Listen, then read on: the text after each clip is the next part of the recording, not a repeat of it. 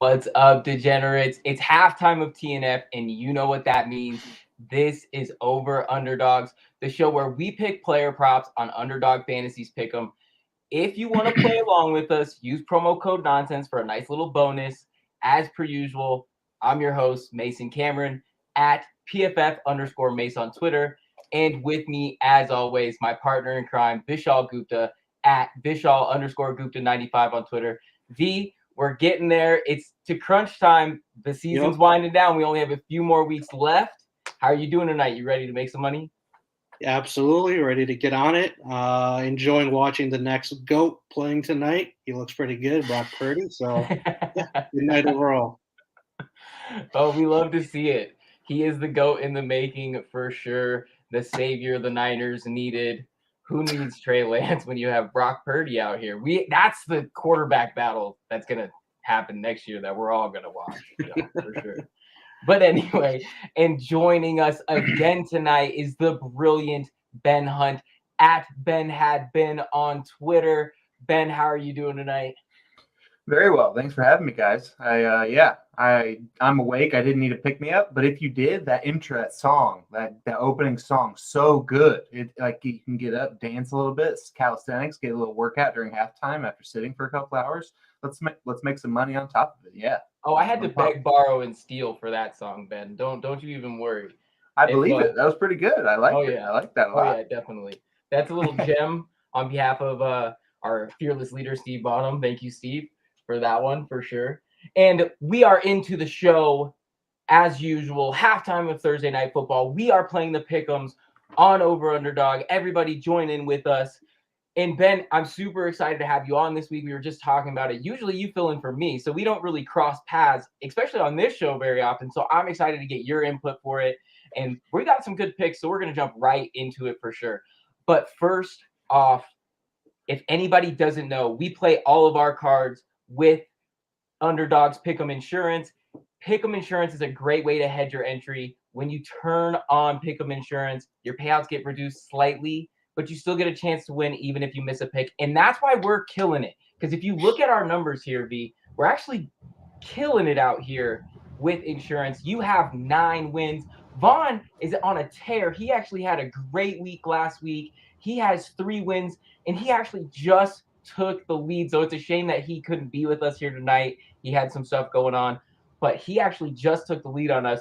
And we can't let that slide. We have to get this lead back. We have to get back up here, and we're going to do it with a win tonight. So maybe it is good that he didn't show up for this one, so we have a little runway to take advantage of here. So for starters, V, we always lead off with you. You're our good luck charm. We're going to do it again tonight. Why don't you take everybody through your picks for this week? All right, let's start with the Saturday slate of games. I'm taking Deshaun Watson higher than 0.5 interceptions.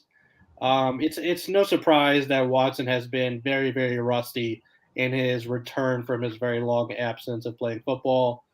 He has not looked very good his first 2 games back, and in both games he has thrown an interception. Now he's going up against a Baltimore team that is tied for second with 14 interceptions this year. They are a good ball-hawking defense that is finally getting healthy.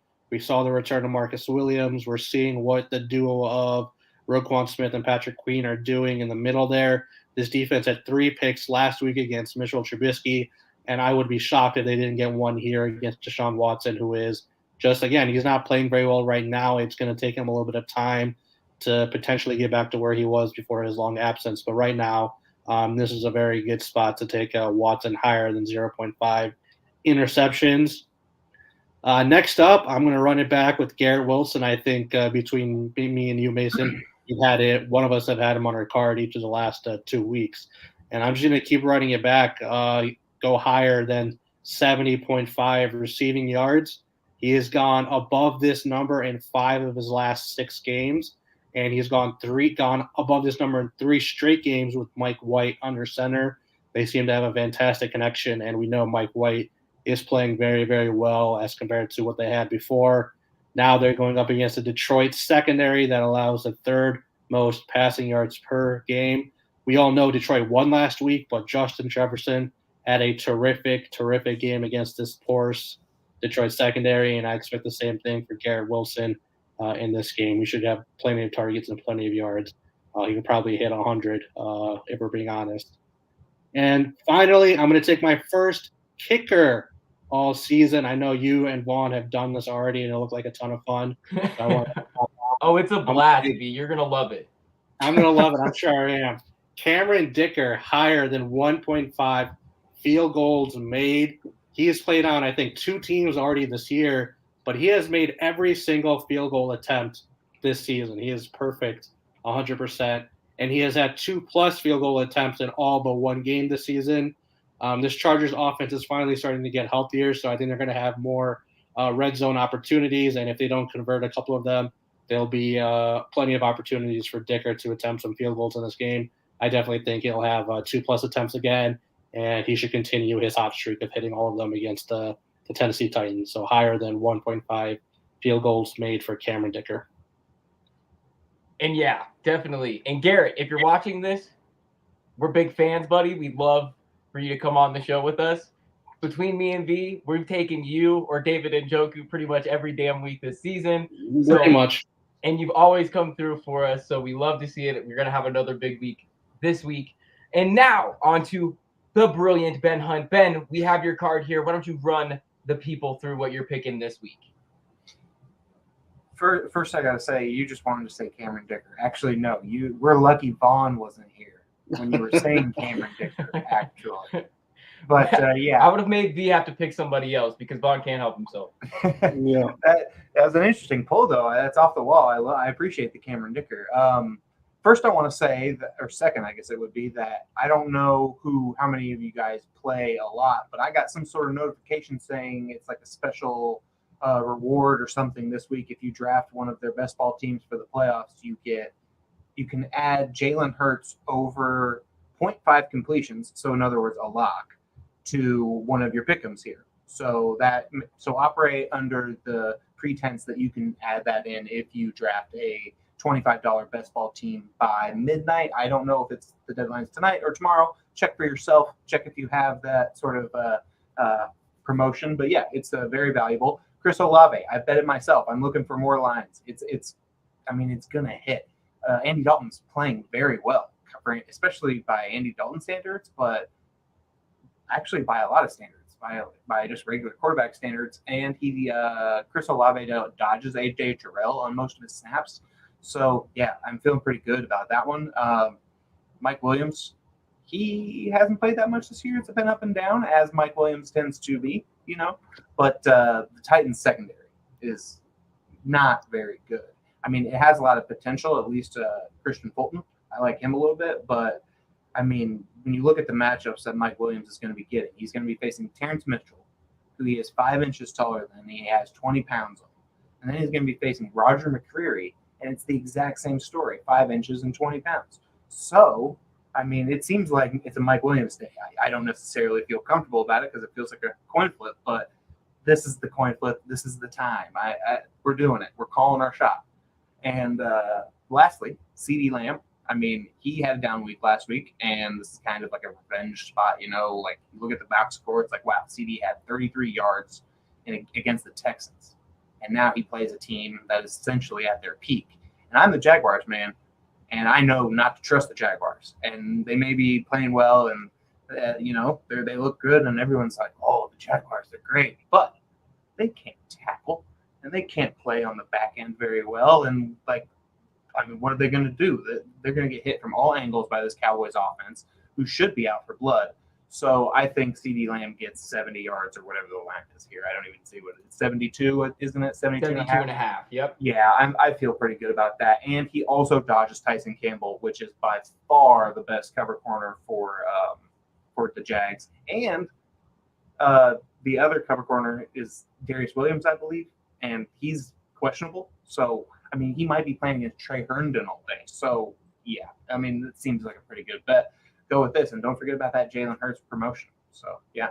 Yeah, definitely. Can't agree more because when you look at it, these are projections that are so low considering the matchup. When you look at Chris Olave higher than 59 and a half receiving yards, Mike Williams higher than 65 and a half receiving yards, and CD Lamb higher than 72 and a half receiving yards. Those are all very manageable numbers. And I'm right there with you, Ben, definitely. And last, but certainly not least, if I do pat myself on the back, I have a nice little card here. I actually messed up my graphic here on the very last pick, but we will get to that in a second. So for starters, I am going with Michael Pittman higher than 69 and a half receiving yards. And this number may seem a touch high considering he's only exceeded this projection 4 times this year, the last of which came back in week 11. But this matchup just creates such immense value. We can't pass it up.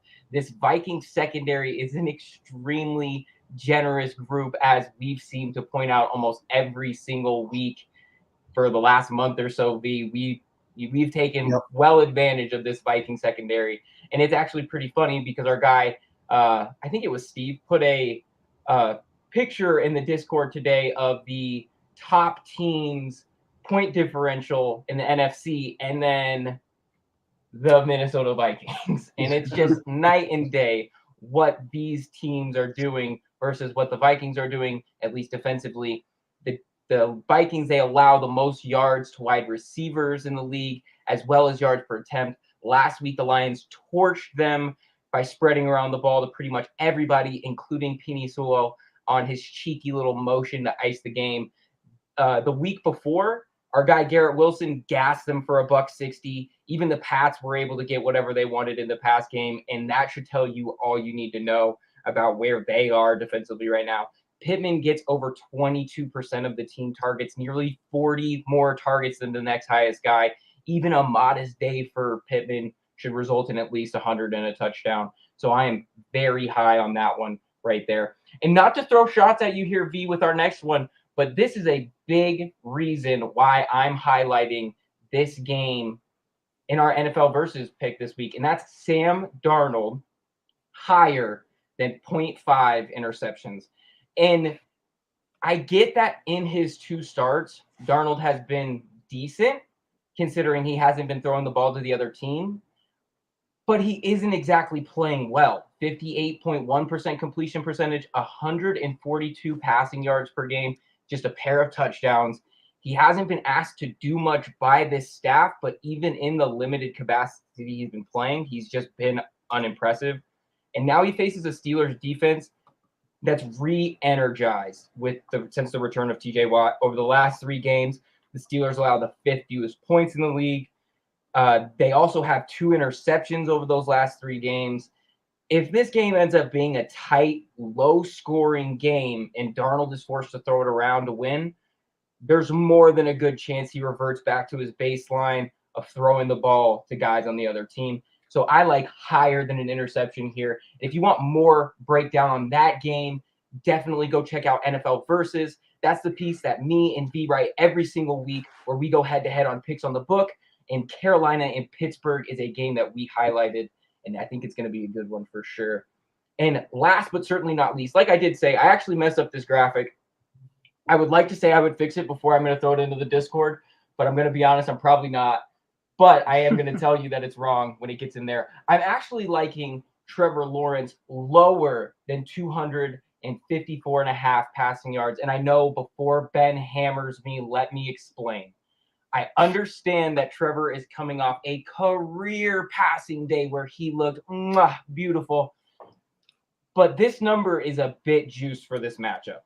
For starters, this projection is a shade above his season average at 246 yards per game.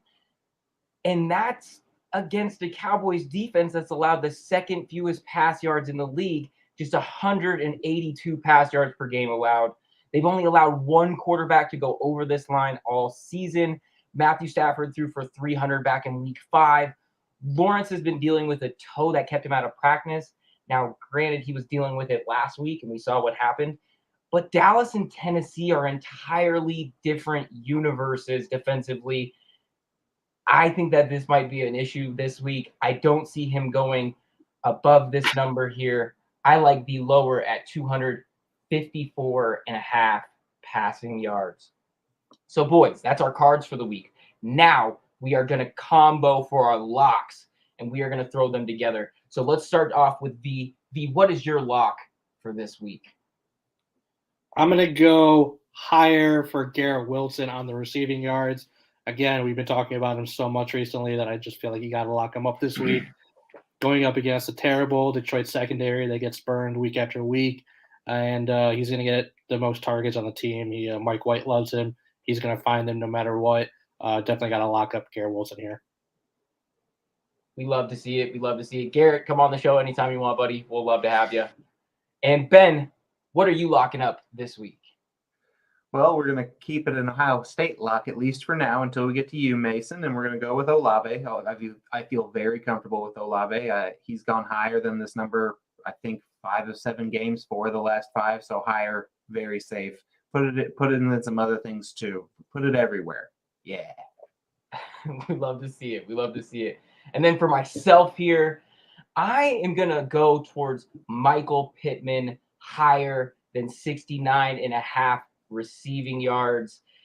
I just don't see how they can't take advantage of this Minnesota defense that has just let everybody take advantage of them. And I understand that Indianapolis is very limited offensively, but 69.5 is not the toughest number to reach. And frankly, you might even find it lower in some places because as I was shopping this morning for it, it was 66.5. And then they realized that they were making a mistake and bumped it up to 69.5. So definitely shop around for this one, and you will get some major value there.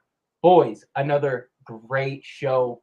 I have a good feeling about this week, and we need it be after this last week. And we're going to come back, and we're going to make up some ground on Bond here. And Ben, you're going to be our good luck charm, and then you're going to come back next week, and we're going to do it all again. No, I'm just kidding. Well, maybe. We'll see how it goes. But anyway, so back same time next week, guys. Halftime of TNF. Locked in tomorrow night, 8 p.m. Eastern. You're not going to want to miss it. Check out all of the betting team's work over at ImportantNonsense.com. Ben writes one of the best, most high leverage pieces in the entire industry, The Jungle. You don't want to miss it. He's got all the exotics over there. And join our Patreon, guys. That's how you get into our Discord. You can ask us all questions there. We drop all of our picks in there. It's a good time. There's a bunch of new folks in there right now for the holiday season, and it is getting crazy. You don't want to miss out.